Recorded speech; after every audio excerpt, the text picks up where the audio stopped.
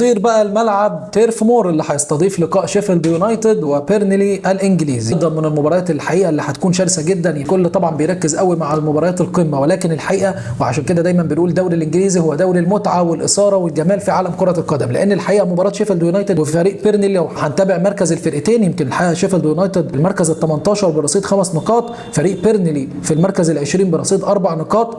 الحقيقه مستوى الفرقتين بالنسبه للاحصائيات وبالنسبه للارقام ضعيف جدا، وده واضح من ترتيبهم في جدول الدوري. ولكن سريعا كده تعالوا مع بعض نشوف احصائيات الفرقتين. فريق نادي شيفيلد احرز 11 هدف واستقبل 34 هدف، على العكس من فريق نادي بيرنلي احرز 10 اهداف واستقبل 32 هدف. فريق نادي شيفيلد يونايتد الانجليزي الحقيقه فاز في مباراه واحده، اتعادل في مباراتين، وخسر في 10 مباريات، على العكس من فريق نادي بيرنلي اللي بقياده فيسنت كومباني اللي بيميل للعب الهجومي والكره الهجوميه، وايضا فريق نادي شيفيلد قياده المدير الفني بول هيكينغتون المدير الفني الانجليزي. الحقيقه بيرنلي ايضا فيسنت كومباني من المديرين الفنيين المتميزين جدا، ولكن الحقيقه لحد دلوقتي بيلعب كره مفتوحه قوي في الدوري الانجليزي، ويمكن مباريات الدوري الانجليزي مش محتاجه الاسلوب ده. مباريات الدوري الانجليزي بالنسبه للفرق اللي بتبقى في المؤخره دايما محتاجه نوع من الحكمه عشان تقدر ان انت تحصل على اعلى عدد من النقاط.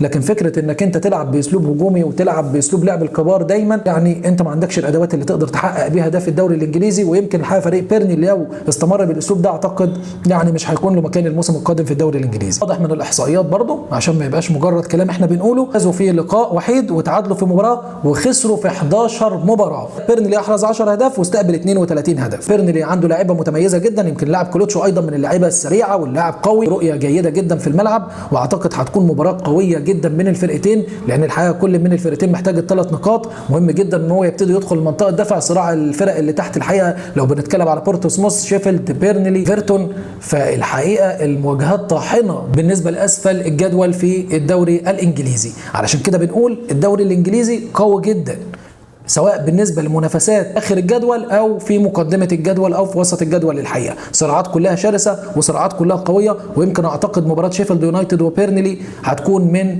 اللقاءات القويه جدا ايضا. ولكن انا لو بميل لانتصار اي من الفرقتين، شاف المباراه 50-50 وبتميل للتعادل. وبيرنلي من الفرق المتميزه جدا وعنده عناصر جيده الى حد ما، يعني تقدر ان هي برضو تمثل فارق في هذا اللقاء. ولكن يعني من متابعتنا للمباريات بالنسبه لفريق نادي شيفيلد يونايتد، الحقيقه كان بيقدم مباريات الفتره الاخيره امام الفرق الكبيره بشكل جيد جدا، احرج الفرق الكبيره سواء توتنهام او فريق نادي مانشستر سيتي. فالحقيقه انا بميل لفريق نادي شيفيلد يونايتد. نطير بقى الى لقاء قوي جدا ايضا بالنسبه للجوله ال 14 لو هنتكلم على مباراه لوتون وبرنتفورد. فريق نادي لوتون من الفرق المتميزه جدا مع المدير الفني الشاب روب ادوارد. ايضا فريق نادي برنتفورد بيقدم مباريات قويه جدا في الدوري الانجليزي بقياده المدير الفني توماس فرانك. يعني بالنسبه لوسائل الاعلام سواء وسائل التواصل الاجتماعي او بالنسبه للقنوات، ما فيش حد يعني بيسلط الضوء بشكل كبير جدا على المدير الفني ده. ولكن انا شايف ان الحقيقه ان المدير الفني ده عقلاني جدا ومن اقوى المديرين الفنيين في الدوري الانجليزي مع فريق نادي برنتفورد. وبالنسبه لاهدافه كفريق من الفرق اللي بتحافظ على المنافسه بالنسبه لمنطقه وسط الجدول، حقق نتائج ايجابيه، وده واضح جدا من التعامل مع المباريات بشكل عقلاني جدا. وبالنسبه لسياساته في اداره المباريات الحقيقه بالنسبه للدوري الانجليزي، فريق نادي برنتفورد فاز في 4 مباريات وتعادل في 4 لقاءات وخسر في 5 لقاءات، عكس من فريق نادي لوتون اللي الحقيقه يعني معاه 9 نقاط، فاز في مباراتين وتعادل في 3 وخسر في 8 مباريات. يمكن المباراه دي هتكون مباراه من المباريات القويه جدا وشرسه. فريق نادي لوتون الحقيقه كلنا شفنا ازاي عمل جيم كبير جدا امام فريق نادي توتنهام. ويمكن الحقيقه فريق نادي لوتون قدم مباراه قويه جدا مع المدير الفني روب ادوارد، استطاع ان هو يحقق تعادل مفاجئ ومثير امام فريق نادي ليفربول. الحقيقه بكتيبته القويه الهجوميه على ملعبه على ملعب فريق نادي لوتون. ايضا استطاع ان هو يعني بيقدم مباراه كبيره جدا امام فريق نادي توتنهام الحقيقه اللي كان بيلعب بكامل صفوفه. ويمكن فريق نادي توتنهام فاز 1-0 بصعوبه جدا، وده يدل ان احنا امام فريق يعني الحقيقه بيقدم مباراه فيها نديه وفيها شراسه وفيها قوه حتى في المباريات اللي بيخسر فيها. يمكن الحقيقه فريق نادي لوتون احرز 12 هدف واستقبل 23 هدف، على العكس من فريق برنتفورد احرز 19 هدف واستقبل 18 هدف.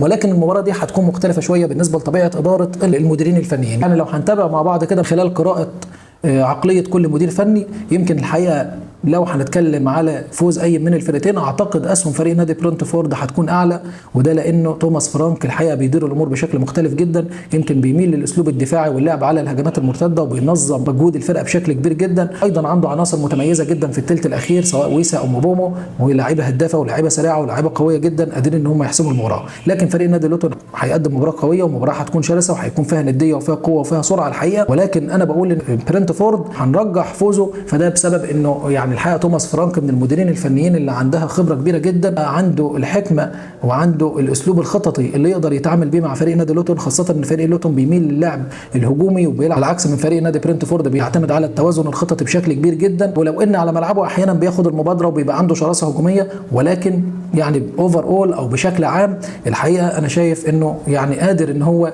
يدير المباراه ويقدر ان هو يتعامل طبقا لتوقيت المباراه بشكل كامل، امتى يهاجم امتى يدافع امتى ينظم مجهود الفرقه. علشان كده شويه انا بشوف ان المباراه هتكون صعبه، ولكن اعتقد ان برنتفورد قادر ان هو يحسم الفوز بهذا اللقاء، وخاصه المباراه على ملعبه على ملعب جي تك كوميونتي استاديوم. مباراه ايفرتون ونوتنغهام ايضا من المباريات القويه جدا والمباريات الشرسه جدا، وخاصه فريق نادي ايفرتون اللي الحقيقه يعني بيعاني من هزام نفسي كبير جدا، خاصه بعد خسارته ال10 نقاط لتوقيع عقوبه من الاتحاد الانجليزي على النادي طبعا نظرا للاخلال بقواعد اللعب المالي النظيف. يمكن الحقيقه نادي ايفرتون فاز في 4 مباريات وتعادل في مباراتين وخسر في 7 مباريات، ومع ذلك يعني الحقيقه معاه 4 نقاط في المركز ال19، على العكس من فريق نادي نوتنغهام فورست من رصيد 13 نقطه، الحقيقه فاز في 3 المباريات وتعادل في 4 وخسر في 6. نادي ايفرتون الحقيقه احرز 14 هدف واستقبل 20 هدف، على العكس من فريق نادي نوتنغهام احرز 16 هدف واستقبل 21 هدف. يمكن لقاء الذهاب ما بين الفرقتين يمكن الحقيقه المباراه كانت التعادل 2-2، وايضا من المباريات القويه جدا. نوتنغهام النهارده لو فاز هيقفز للمركز العاشر، علشان كده مهم جدا الفوز لفريق نادي نوتنغهام، وايضا الفوز مهم جدا لفريق نادي ايفرتون، لان الحقيقه بعد خساره ال10 نقاط كل مباراه هو بيفقدها وهو بيخسرها الحقيقه الامور بتكون صعبه عليه بشكل كبير جدا. علشان كده ايضا مباراه هتكون مباريات القمه في الجوله ال14 في الدوري الانجليزي، واعتقد هتكون مثيره جدا وهتكون ممتعه. ولكن لو هنقول اسهم من اي من الفرقتين هتكون اعلى، اعتقد نوتنغهام المباراه هتكون على ملعبه، عنده تحدي شرس وقوي جدا ان هو يصعد للمركز العاشر، وعنده الحقيقه المدير الفني ستيف كوبر من المديرين الفنيين اللي عندهم خبره عاليه وقادر ان هو يتعامل مع المباراه. ولكن المباراه هتكون صعبه بشكل كبير جدا، خاصه نادي ايفرتون بيلعب بطريقه 4-4-2 ودايما بيميل للاستحواذ على منطقه وسط الملعب. فريق نادي نوتنغهام ايضا الحقيقه على ملعبه بيكون عنده شراسه وقوه هجوميه بشكل كبير جدا، لكن اعتقد ان هم قادرين ان هم يديروا المباراه بشكل جيد جدا ويحققوا الانتصار في هذا اللقاء. ولكن ايضا هتكون من المباريات المتميزه جدا وهتكون من المباريات الممتعه جدا بالنسبه للجوله ال14. نطير بقى لملعب جيمس بارك، يمكن الحقيقه مباراه في منتهى القوه والنديه والشراسه الحقيقه من قمه مباريات الجوله ال14. مباراة نيوكاسل ومانشستر يونايتد الانجليزي بقياده تين هاج، مانشستر يونايتد ونيوكاسل بقياده ايدي هاو. ايدي هاو الحقيقه اللي بيقدم مباريات متميزه جدا الفتره الاخيره مع فريق نادي نيوكاسل دوري ابطال اوروبا او في الدوري الانجليزي، وواضح الفتره الاخيره يمكن الحقيقه احرز 31 هدف واستقبل 14 هدف، وده معدل قوي جدا بالنسبه لاحراز الاهداف في الدوري الانجليزي، وايضا بالنسبه لاستقبال الاهداف، على العكس من فريق نادي مانشستر يونايتد ايضا بالنسبه للجوانب الدفاعيه الحقيقه قوي جدا، استقبل 16 هدف مقارنه بفرق الدوري الانجليزي واحرز 16 هدف. ويمكن دي المعادله اللي فيها الخلل شويه بالنسبه لتين هاج، انه الحقيقه لحد دلوقتي وهو بيحاول ان هو يجرب في الثلث الاخير اقرب 3 عناصر يكون عندهم انسجام مع بعض. يمكن شفنا بيدخل مارسيال جرناتشو وابتدى شويه يبقى فيه تفاعل وفيه نتيجه، وشفنا قدموا مباراه قويه جدا امام فريق نادي ايفرتون واستطاع ان هو يفوز 3-0. الحقيقه فريق نادي مانشستر يونايتد عمل انتفاضه الحقيقه في ال6 مباريات الاخيره، يمكن استطاع ان هو يفوز في 5 مباريات وخسر مباراه واحده، ده واضح من الاحصائيه انه فاز في 8 مباريات وخسر وما تعادلش ولا مباراه وخسر 5 لقاءات. مانشستر يونايتد في المركز السادس برصيد 24 نقطه، النهارده لو فاز هيبقى 27 نقطه، هيبقى دخل مع الاربع الفرق الكبار في الدوري الانجليزي. عشان كده المباراه دي هتكون حساسه وقويه جدا وصعبه على الفرقتين. نيوكاسل برصيد 23 نقطه الحقيقه في المركز السابع، فاز في 7 مباريات وتعادل في مرتين وخسر في 4 مباريات، هتكون قويه والمباراه هتكون شرسه بالنسبه للفرقتين. مانشستر يونايتد النهارده بقياده تين هاج لو قدر يتعامل مع المباراه بمنتهى الحكمه قادر ان هو يرجع مانشستر يونايتد بهيبته مره ثانيه للدوري الانجليزي. ايضا ايدي هاو بعد ما كان حصل يعني الحقيقه نوع من التذبذب في اداء الفرق في بدايه الدوري الانجليزي، النهارده ابتدى يستعيد قواه مره ثانيه. الواجهات المباشره ما بين الفرقتين الموسم السابق يمكن الحقيقه فريق نادي نيوكاسل استطاع ان هو يفوز على ملعبه 2-0، ويمكن ده اللي بيعلي اسهم فريق نادي نيوكاسل الى حد ما، ايضا نظرا لجوده اللاعيبه في الثلث الاخير. يمكن وطبعا كل اللي احنا قلناه ده هيخلينا نقول ايه هي السيناريوهات اللي يدار بها هذا اللقاء، انه فريق نادي مانشستر يونايتد يطلع بافضل نتيجه لفريق نادي نيوكاسل. لو هنتكلم على مانشستر يونايتد، الحقيقه انا شايف ان مانشستر يونايتد النهارده هو اللي معاه المفتاح بالنسبه للمباراه، لان النادي نيوكاسل الحقيقه ايدها وقادر ان هو يتعامل مع اي سيناريوهات لهذا اللقاء، عدا السيناريو الوحيد وموقف على كفاءه فريق نادي مانشستر يونايتد في التعامل. لو لعبت كره هجوميه وابتديت ان انت تستعجل الانتصار بالنسبه لفريق نادي مانشستر يونايتد، الامور هتكون خطر جدا عليه، لان الحقيقه كلنا شفنا نادي نيوكاسل بقياده ايدي هاو الفتره الاخيره لعب منافسات قويه سواء في دوري ابطال اوروبا او في الدوري الانجليزي، وابتدى الفريق يتطور بشكل كبير جدا بسرعه مختلفه تماما عن كل فرق الدوري الانجليزي، ويمكن ده واضح بالنسبه للنتائج اللي حققها. انت النهارده متميز بالنسبه للثلث الدفاعي وبالنسبه ايضا لمنطقه وسط الملعب، يبقى مهم جدا جدا ان انت تعرف مواطن القوه عندك فين عشان تقدر تتعامل مع المباراه على النحو الامثل. انت النهارده عندك مشكله في الثلث الامامي وبالنسبه للانسجام بالنسبه لعناصر الثلث الاخير، وبتحاول ان انت تجرب لعيبه. انت النهارده افضل جزئيه عندك هي ان انت تحاول تهدي ايقاع اللقاء على مدار المباراه، وان انت تنظم مجهودك على مدار ال 90 دقيقه، وان انت تقدر من وقت للتاني ان انت يعني تحاول ان انت تخطف هدف. ما قدرتش تخطف هدف يبقى انت محافظ على توازن اللقاء، وان انت ما تستثيرش فريق نادي نيوكاسل، لان الحقيقه لو انت هاجمت على فريق نادي نيوكاسل، فريق نادي نيوكاسل عنده ادوات قويه جدا تقدر ان هي تبني الهجمات، وبتقدر تعمل عمليات بناء من الخلف للامام بشكل سريع جدا. لو هنتكلم على تريبير، ايضا اللاعب جولينتون في نص الملعب، وسرعات بالنسبه للاجنحه لو هنتكلم على الميرون او اللاعب جوردون. فمهم جدا جدا ان احنا نكون منتبهين جدا في التعامل مع سيناريو هذا اللقاء، ان انت ما تفكرش انك انت تعمل ده، خاصه اللي ممكن شويه يطمع تنهاج ان هو النهارده قادر، وممكن لو استعجل على فكره ان هو يقول ان فريق نادي مانشستر يونايتد جاي لكل المتابعين، وبالنسبه للمتابعين وبالنسبه للفرق، اعتقد ده هيكون تهديد صريح جدا لتنهاج في اداره المباراه دي، بالنسبه لاداره المباراه دي. فمهم جدا التعامل مع المباراه بشكل عقلاني وبشكل حكيم وما فيهوش رعونه. هل تنهاج قادر ان هو يعمل ده ولا لا؟ نتيجه الضغوطات الكبيره جدا اللي عليه الفتره الاخيره ممكن يتسرع ويتعامل مع المباراه بشكل غير محسوب. فمهم جدا الحقيقه، لانه اسلوب تعامل تنهاج مع المباراه هو ده اللي هيوضح اي من الفريقين اللي هينتصر.